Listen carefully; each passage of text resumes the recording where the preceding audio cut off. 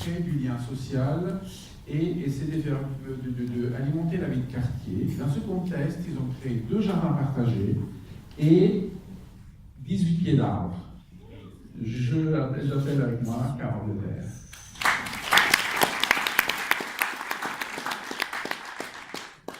Bonsoir. Alors oui, comme vous dites, nous sommes d'abord une association de défense de locataires. En fait, notre rôle, c'est d'être médiateur entre notre bailleur Paris Habitat et les locataires. Mais évidemment, comme nous sommes une association et nous sommes dans un quartier assez difficile qui se trouve porte de Saint-Ouen, on rencontre différents problèmes de la misère sociale, de la délinquance, etc., etc. Des incivilités, là, on n'en parle pas. Donc, on a réfléchi. Alors, d'un côté, on avait nos deux jardins partagés qui sont enclavés dans les logements et c'est les locataires qui partagent ce jardin.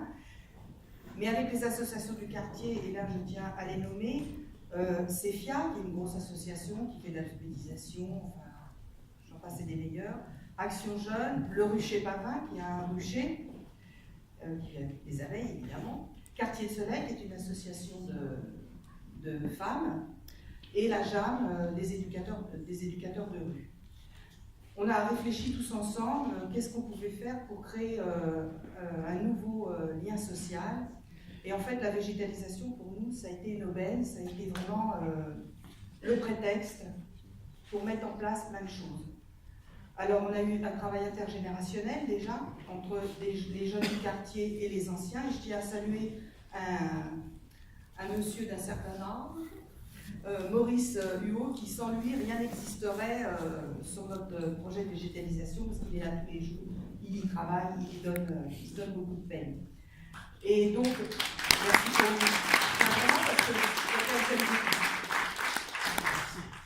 pour donc le travail intergénérationnel, le travail interassociatif, qui me semble quand même très important, parce que du coup, on profite tous des uns et des autres de notre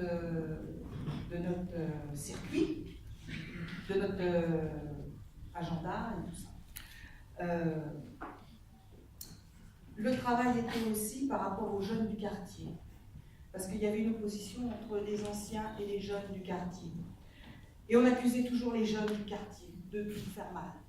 Et en fait, on s'est aperçu qu'au bout de 2 ans de végétalisation d'une petite placette qui était abandonnée, la preuve, elle n'avait même pas de nom, et bon, on s'est aperçu que les jeunes respectaient le travail qui avait été fait. Parce que les jeunes, ils se sont rendus compte que c'était aussi des anciens qui venaient travailler là, des gens respectables, des gens pas opposés spécialement à la jeunesse.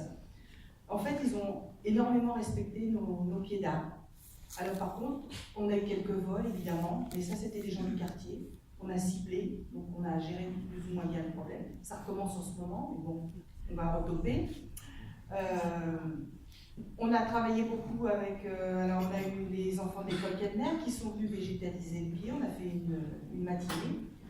On a eu le Rucher Pavin qui avait fait des lectures de contes en amont de la végétalisation de leur pied d'arbre.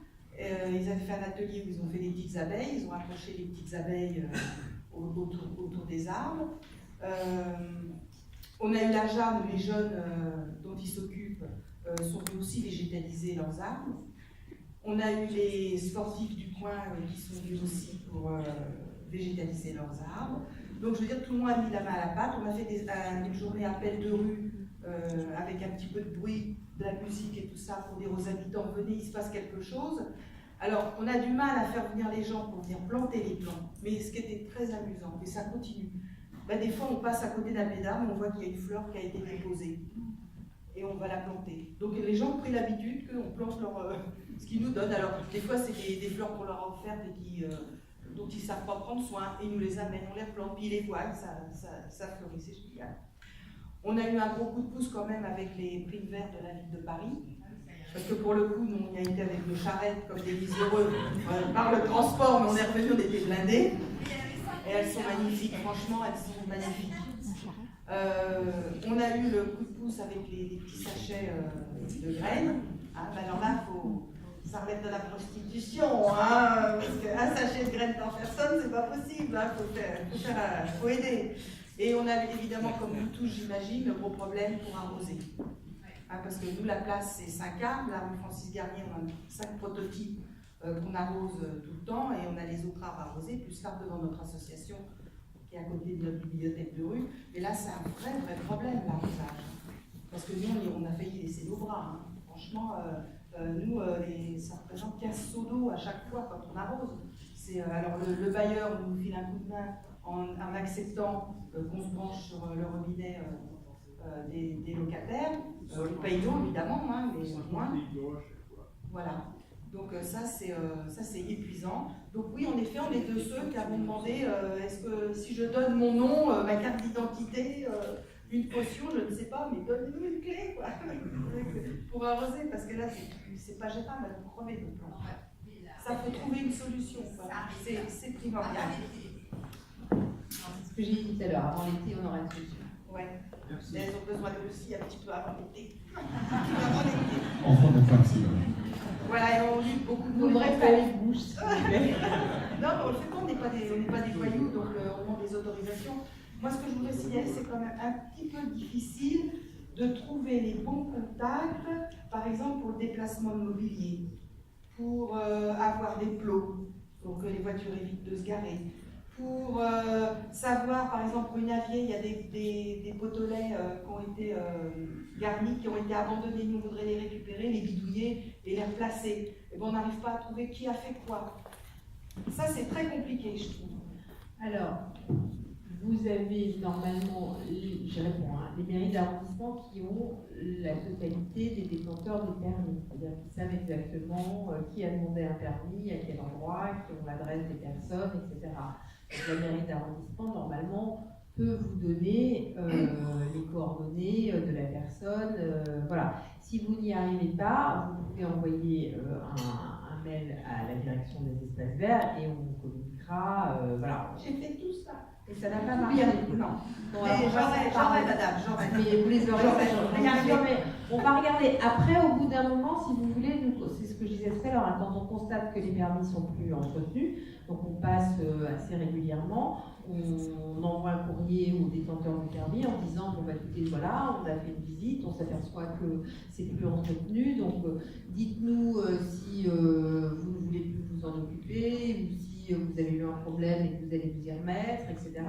Et puis si au bout d'un mois on n'a pas de nouvelles, on retire effectivement le permis et normalement on retire les pots et on remet en état le pied d'arbre. Ça devait faire partie d'autres choses que de la végétalisation. C'est un projet. On a les problèmes de crottes de chiens. Alors, nous, on a résolu le problème juste dans la rue Francis Garnier, parce qu'on ne peut pas faire tout le quartier. On entoure les crottes de chiens d'un petit cœur de couleur. Et ça marche terrible. Ça marche terrible. Voilà, avec les petites affiches et puis tout ça. Voilà, je ne vais pas prendre trop la parole. Je crois que j'ai dit ce que j'avais envie de dire. En tout cas, si vous avez des questions, n'oubliez Voilà. pas que tout à l'heure, on va discuter. Merci beaucoup.